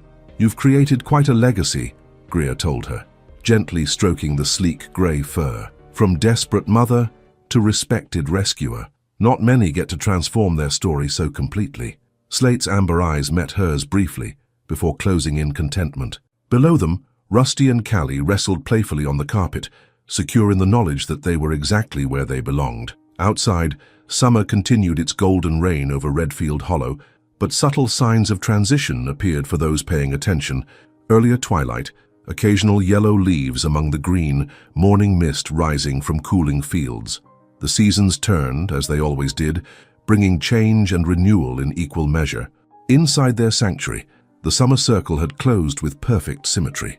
What began with a mother's desperate journey had evolved into purposeful mission. And though none of them could predict what autumn would bring, they faced it together, humans and cats united by a pact made on sun-baked church steps one July morning, when a dying mother cat had crawled for miles with precious cargo in her mouth. September brushed Redfield Hollow with an artist's hand, touching maple trees with crimson, scattering gold coins of fallen leaves across lawns, and wrapping mornings in a silver mist that burned away by noon. The town adapted to autumn's rhythms, porches adorned with pumpkins and dried cornstalks, shop windows featuring scarves and warm cider, school buses rumbling down streets after summer's silence. At St. Martin's Church, the cat haven prepared for its second autumn with experienced anticipation. Window screens were replaced with storm glass, draft guards appeared beneath doors, and the outdoor enclosure received a weather-resistant covering designed by Ansel and constructed under Mr. Ellaby's critical supervision. "Temperature drops faster at night now," Greer observed, adding a thermal layer to the cat beds. At 69, she'd found her arthritis responded to the changing barometer, before most weather reports announced rain. "We should start the supplemental heating next week." Briar nodded in agreement, making careful note in what was now her 3rd notebook, dedicated to sanctuary operations. The once shy child had bloomed into a confident 11-year-old whose documentation system had been featured in the county's Animal Welfare Manual. "Ms. Daniels is coming tomorrow for the quarterly review," she reminded everyone, "and to check on Callie's progress." The calico kitten, now approaching 4 months old, had thrived under their care. What arrived as a trembling bundle of bones and patchy fur had transformed into a spirited young cat, with distinctive orange and black markings splashed across white like an abstract painting. Her personality had emerged as playful but thoughtful, often observing situations from elevated perches before deciding whether to participate. Slate, the sanctuary's matriarch and founding mother, had settled into a dignified middle age. Dr. Calloway estimated she was now approximately 3 years old, relatively young for a cat, but mature considering her harsh beginnings. Her slate-grey coat gleamed with health, and her amber eyes surveyed her domain with quiet authority.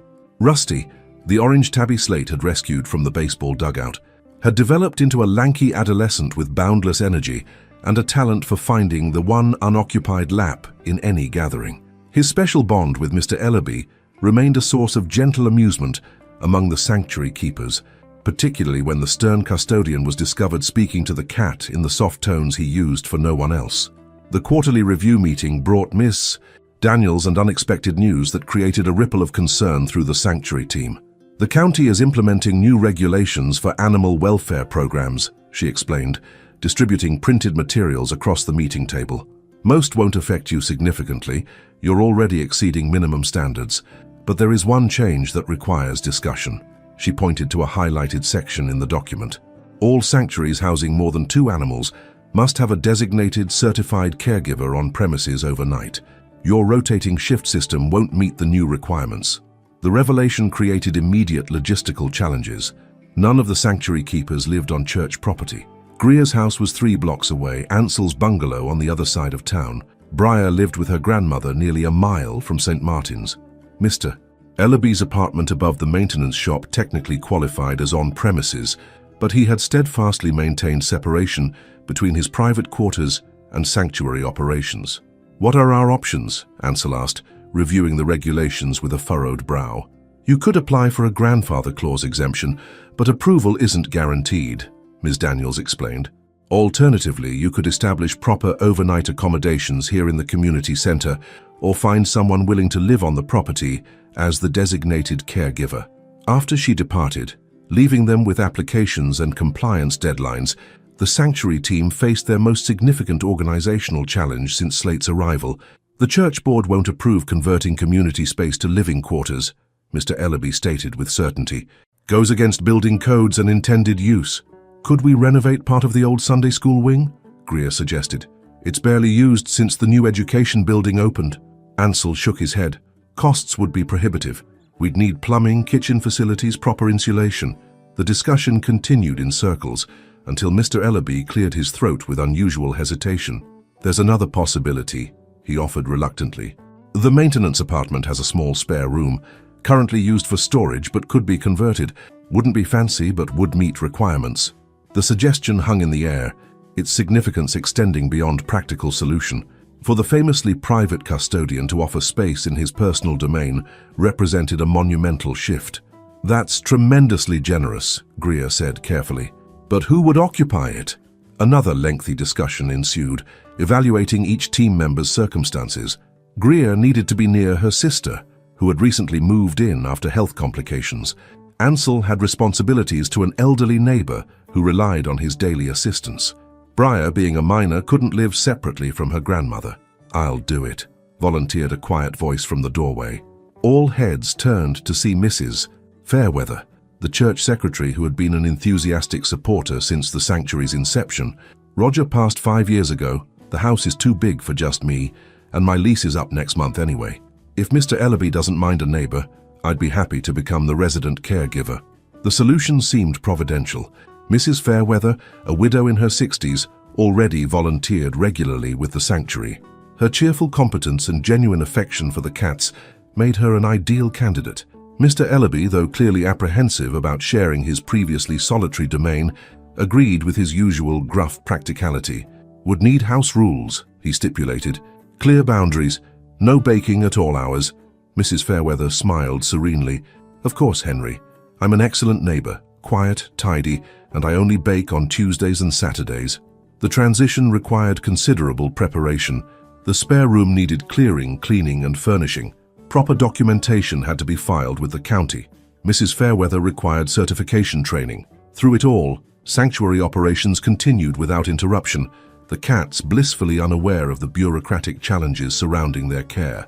October arrived with dramatic flair, painting Redfield Hollow in fiery colors and filling the air with the scent of wood smoke and ripening apples. The church grounds blazed with sugar maples in peak color, creating a cathedral of gold and crimson above the sanctuary's outdoor enclosure. One crisp morning, as frost sparkled on the grass and chimney smoke rose in vertical columns against the clear blue sky, Greer arrived for her shift to find Slate sitting alertly at the community room door, clearly waiting to be let out. "Early patrol?"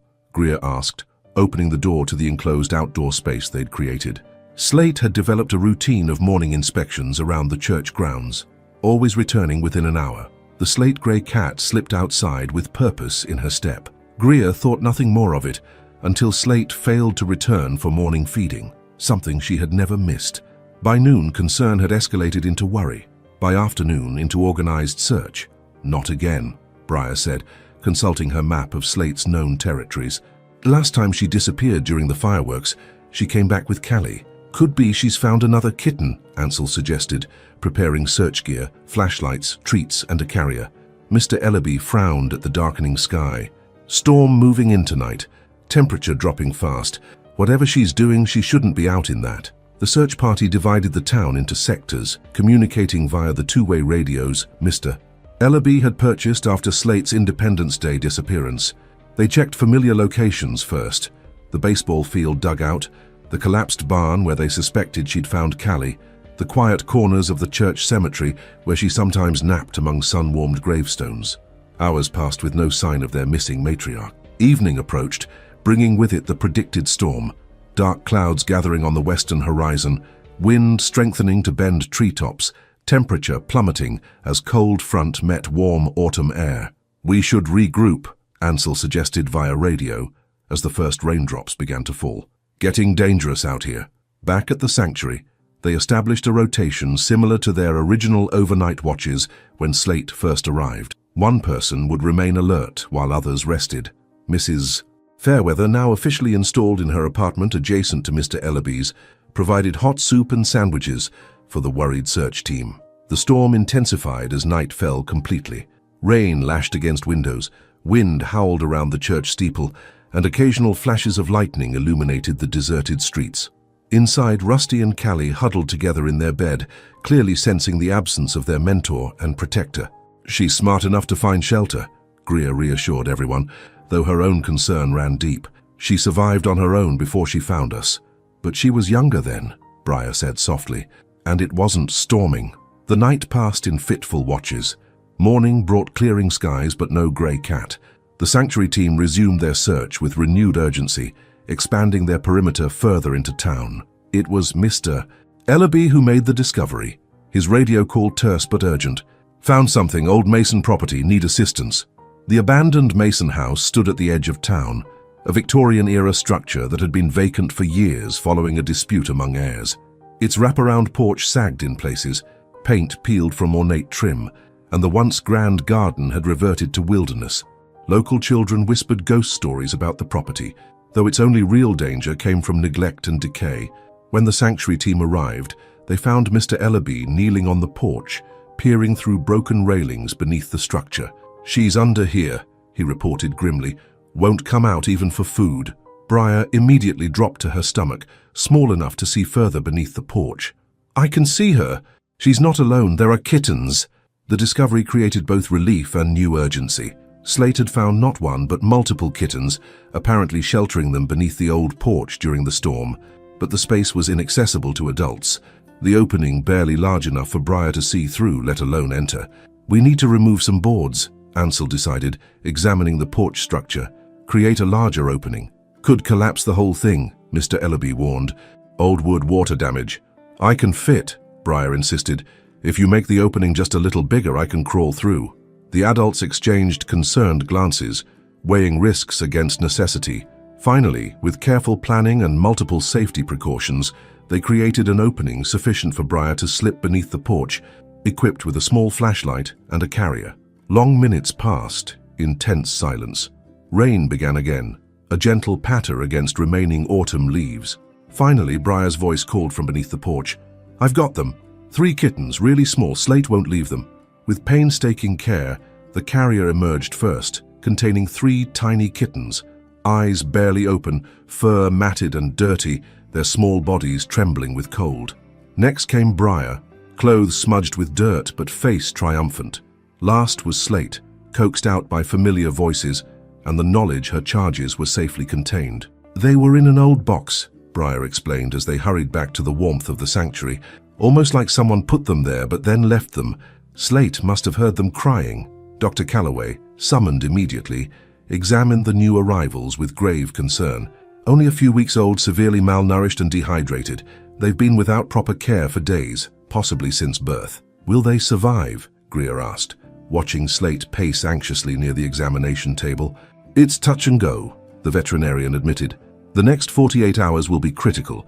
They'll need around-the-clock care, warming, hydration, careful feeding. The sanctuary transformed instantly into intensive care unit. Feeding schedules were established at 2-hour intervals throughout day and night. Warm nests were created with heating pads carefully monitored for safety. Medications were measured with precise attention. Through it all, Slate remained vigilant, refusing to leave the room where the kittens were housed.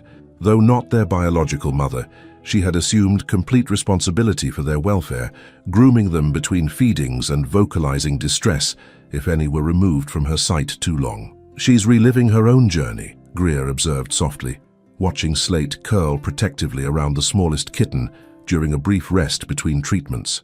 But this time she has us from the beginning. For 3 days the outcome remained uncertain. One kitten, smaller than the others, struggled more visibly, requiring additional support and causing Slate particular concern. The sanctuary team worked in continuous rotation, catching sleep in brief intervals between critical care duties. On the 4th morning, as autumn sunlight filtered through partially curtained windows, Dr. Calloway completed his examination with cautious optimism. For they've turned the corner. Still need intensive care, but the most dangerous period has passed. Collective relief swept through the exhausted team. Mr. Ellaby, who had taken on the challenging midnight feedings despite his insistence that he was just helping with the practical parts, allowed himself a rare smile. Briar added detailed recovery notes to her documentation, including the names they'd chosen: Ember, Maple, and Acorn, autumn-inspired designations for autumn rescues. As October deepened toward November, bringing shorter days and the first hints of winter's approach, the sanctuary adjusted to its expanded family. The kittens progressed from critical care to normal development, their personalities emerging alongside their strength. Slate gradually relaxed her vigilance, allowing others to share caregiving responsibilities while maintaining supervisory oversight. Mrs.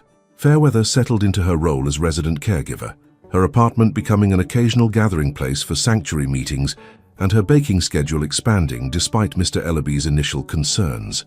The custodian himself demonstrated unexpected adaptation, gradually accommodating shared spaces with minimal complaint. On a particularly beautiful late October afternoon, with golden light streaming through windows and the scent of fallen leaves carried on the breeze, the sanctuary team gathered for their weekly meeting. The agenda included winter preparations, holiday fundraising plans, and discussion of the spring spay-neuter clinic they hoped to sponsor.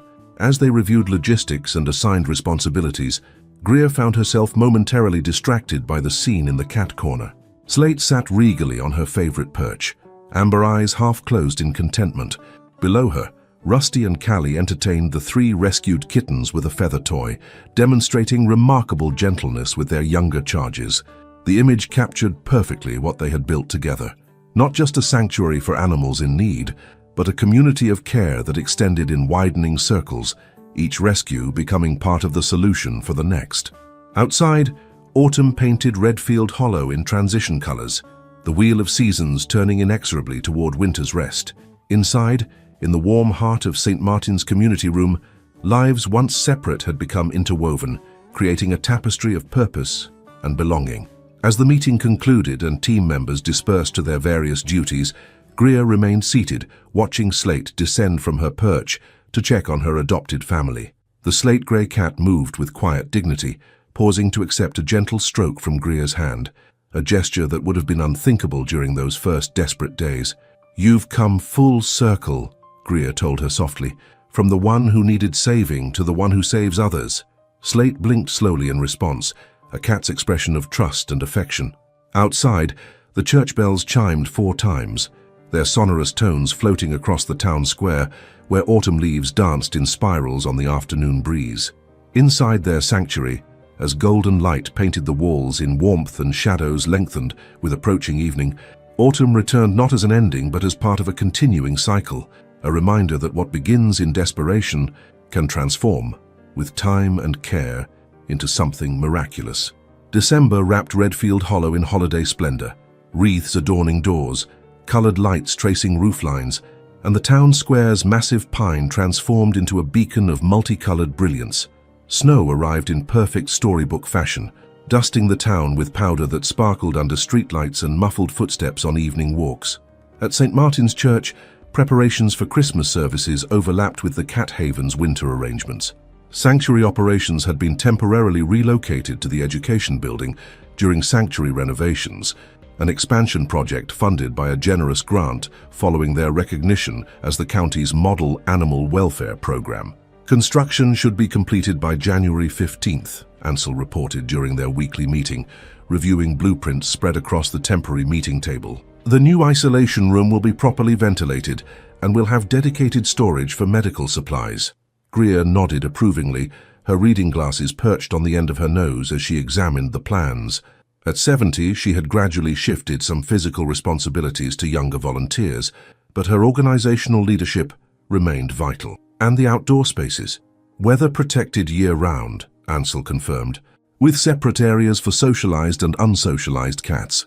The expansion reflected how dramatically their mission had evolved. What began as emergency care for a dying mother cat and her kitten had grown into a comprehensive community program addressing various feline welfare needs, from temporary emergency housing to rehabilitation of ferals, from medical care to adoption services. Their original rescued family had expanded and contracted through natural transitions. Pebble and Chip remained with the Thornton family, regular photo updates showing them thriving in their adoptive home. Slate continued as the sanctuary's matriarch, now approaching 4 years old and possessing the dignified presence of a cat who knew her worth. Rusty had matured into a handsome orange tabby with exceptional people skills, often serving as the sanctuary's ambassador for community events.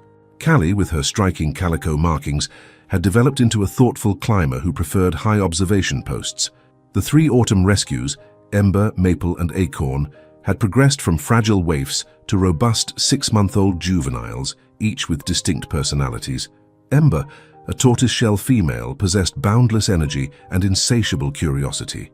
Maple, an orange and white male, demonstrated remarkable mechanical intelligence, figuring out latches and containers with ease. Acorn, the smallest of the litter with brown tabby markings, remained gentle and reserved, forming a special bond with Briar during her recovery. Holiday adoption event starts tomorrow, Briar reminded everyone, consulting her newest notebook, a leather-bound volume gifted by Ms. Daniels, in recognition of her documentation system's contribution to county procedures. At 12, she had developed into a poised preteen, whose quiet confidence emerged most clearly in sanctuary operations. Mrs. Fairweather has handled the decorations, Mr. Ellaby reported, checking items off his maintenance list. The custodian's gradual integration into sanctuary leadership had surprised everyone, including himself. Though his gruff exterior remained largely intact, his dedication had become unquestionable. The holiday adoption event had become an annual tradition, carefully structured to ensure appropriate matches rather than impulsive gift decisions. Potential adopters underwent screening, education, and a waiting period.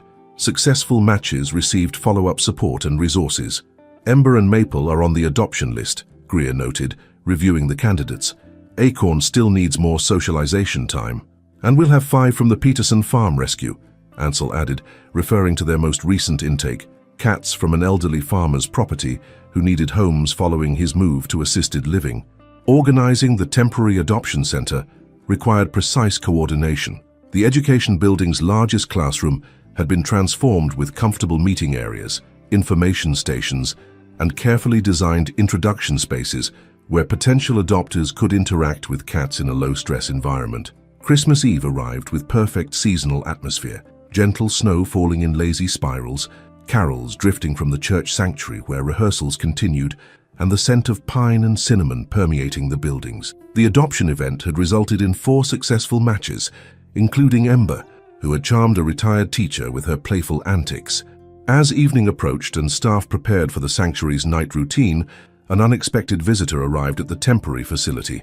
Mrs. Peterson, the church's oldest member at 89, entered with careful steps supported by her caregiver. "I've come to see the cat," she announced, her voice frail but determined. The mother cat who started everything. Greer welcomed her warmly, guiding her to a comfortable chair where Slate could be introduced safely. The elderly woman had followed the sanctuary's development with particular interest, often comparing Slate's journey to biblical stories of faith and perseverance. "Here she is," Greer said, gently encouraging Slate forward, "our founding mother." Slate approached with characteristic dignity, her amber eyes assessing the visitor with calm intelligence. After a moment's consideration, she allowed Mrs. Peterson's trembling hand to stroke her slate-gray fur. "Remarkable creature," the elderly woman murmured. "To think how far she crawled, nearly dead, to save her baby. And now look what's grown from that single act of courage." The observation captured perfectly what they had all witnessed, how one desperate journey had sparked concentric circles of transformation throughout their community. Slate's arrival had changed not only her own fate and that of her kitten, but the lives of her caregivers, and ultimately, the town itself. Greer had found purpose after widowhood, her days now filled with meaningful connection rather than empty routine. Ansel had discovered the satisfaction of sustained commitment, completing what he started, rather than abandoning projects mid-course. Briar had emerged from painful shyness into confident self-expression. Mr. Ellaby had softened rigid boundaries, allowing connection without sacrificing principle. Mrs. Fairweather had found new community after years of lonely widowhood. Beyond their core team, ripples extended further, the church congregation discovering renewed relevance in addressing community needs, town officials implementing broader animal welfare initiatives, neighboring communities requesting guidance for similar programs. As Christmas Eve deepened toward midnight, sanctuary operations settled into peaceful routine.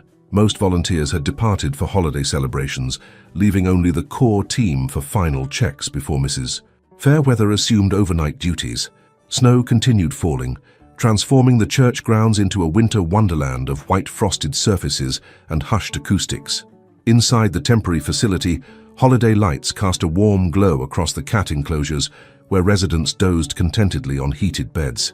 "1 year ago tonight we were huddled in the basement during that terrible storm," Greer remembered, adjusting a blanket in Acorn's bed. "With the power out and worried about keeping everyone warm. 2 years ago we were figuring out how to fund Chip's unexpected surgery," Ansel added, checking water bowls one last time. 3 years ago was our first Christmas with just Slate and Pebble," Briar continued, closing her notebook after final evening observations, "when we still weren't sure if Slate would recover completely." Mr. Ellaby, reviewing the security system before departure, contributed his own reflection. "Place has come a long way from that makeshift corner with borrowed towels and donated food." As they completed final preparations, Slate observed from her favorite perch, a carpeted shelf positioned to oversee the entire operation. Her posture remained alert despite the late hour, amber eyes tracking movements with the vigilance that had become her hallmark. "Sometimes I wonder what she remembers," Greer said softly, pausing beneath Slate's perch. "That first desperate journey, how close she came to not making it." "Cats live in the present," Mr. Ellaby stated, his practical nature asserting itself. "Don't dwell on the past like humans do." "Maybe," Ansel conceded, "but they remember what matters. Who helped them, who hurt them, who they can trust," Briar added quietly. Trust, the central thread woven through their entire journey. From Slate's initial desperate gamble that humans might help her dying body and vulnerable kitten, to the sanctuary team's trust in each other's commitment, to the community's growing trust in their mission, what began as fragile as cobweb had strengthened into unbreakable connection. As midnight approached, the church bells began their Christmas carols, the mechanized system playing traditional melodies that floated across the snow-covered town. Inside the sanctuary, final rehearsals concluded for the midnight service that would welcome Christmas Day with candlelight and ancient readings. "We should go," Ansel suggested, checking his watch. "Service starts in 20 minutes. "I'll stay a bit longer," Greer decided, "just to make sure everyone's settled." The others departed with holiday wishes, leaving Greer alone with the cats and her thoughts. She settled into the comfortable chair they'd placed near the recovery area, watching as Slate descended from her perch and made evening rounds, checking each cat bed with maternal attention. The slate-grey cat completed her inspections and, to Greer's surprise, jumped lightly onto her lap, a privilege Slate granted rarely and selectively. The cat settled herself comfortably, amber eyes meeting Greer's with what seemed like purposeful communication. "I know it's a special night, don't you?" Greer murmured, gently stroking the glossy fur. 3.5 years since you crawled up those church steps. Look at all you've built. Outside, snow continued its gentle descent, and the last bell melody faded into midnight silence. Inside, warmth and safety surrounded the unlikely family they had created together. Cats rescued from desperate circumstances, humans whose lives had found new purpose through shared mission. "How you chose us," Greer continued softly. "Out of all the places you could have gone in your desperation, you chose our steps. I've always wondered if you somehow knew we needed you as much as you needed us." Slate's rumbling purr deepened, vibrating against Greer's hand. The cat who once flinched from human touch now leaned into it, her journey from terror to trust complete. The sanctuary had evolved far beyond its humble beginnings, with proper facilities, community support, and professional recognition. Yet its essence remained unchanged, a place where second chances became possible, where broken beings could heal, where purpose could be found in caring for the vulnerable. As Christmas morning officially began, Greer found herself reflecting on the circular nature of their journey. Slate had arrived dying, desperate to save her kitten. Now healthy and secure, she devoted herself to saving others, repeatedly bringing the vulnerable to safety. The rescued had become the rescuer, completing a perfect circle of compassion. Mrs. Fairweather arrived for her overnight shift, bringing with her the scent of pine and cinnamon from the Christmas Eve service. "You should be home, Greer," she chided gently. "Your sister will be waiting." "Just having a moment with our founding mother," Greer explained, carefully shifting Slate as she rose, remembering how it all began. "With a miracle on the church steps," Mrs. Fairweather nodded. "Though I suspect the real miracle was what happened in all of us afterward." Greer gathered her coat and scarf, preparing to step into the snowy night.